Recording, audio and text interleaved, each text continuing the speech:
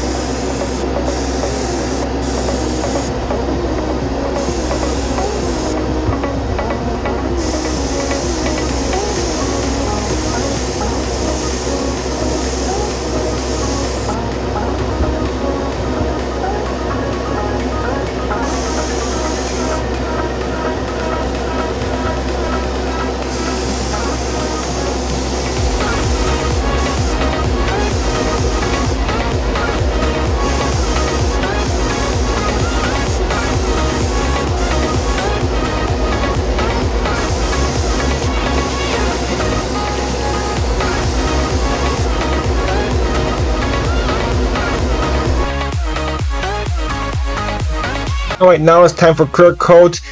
We just put this footage up. I'm just showing you mixing clear. I did a full-on tutorial video on how to mix clear, so you want to see that video, again, a link is in the description to that video as well. But it's just a 3:1:1 mix ratio, so 3-part clear, 1 part harder, and 1 part thinner. Thinner is reducer, just because you're wondering. Don't use lacquer thinner. Lacquer thinner will basically dull the clear, basically makes it into like a semi-gloss clear, so make sure you're using reducer instead of lacquer thinner. And then of course, over again, we are going to do harsh reach areas first, easy to forget spots, and then we move on to the very first coat of the body. This color, or basically all blues, I'm going to say, this is not for any kind of blue, it goes for basically all blues out there. They all have orange peel, so I did do 3.5 coats, 4 coats, you want to call it, on this color, because again, it had a lot of orange peel. So if you want, in between each coat, you can put in a little bit more reducer or thinner into your clear coat mix to thin down the clear coat a bit more, to have it flow out of your airbrush much more smoother and create a much smoother finish. And also, it will get rid of most, if not all, orange peel. So again, just take your cautious, go slow. Make sure you're not putting this stuff on too thick, because again, clear coat is very thick stuff. It can fill in your panel lines. That's why I scribe out my panel lines beforehand. So make sure you scribe out your panel lines. Make sure you don't fill in your panel lines, because clear coat can definitely do that really easily. And yeah, just take it easy and go slow. And also, I do get questions. I do get this question quite a bit. Can I mix my 2K clear ahead of time and leave it in like a cup or some kind of container for at least a few days before I shoot my clear? That simple question, I always say no, you cannot do that, because clear is kind of like this. 2K clear it's basically what it says. It's 2K clear. You have your clear and your hardener, so 2 parts. And once you mix your hardener into your clear coat, again, it's gonna harden the clear.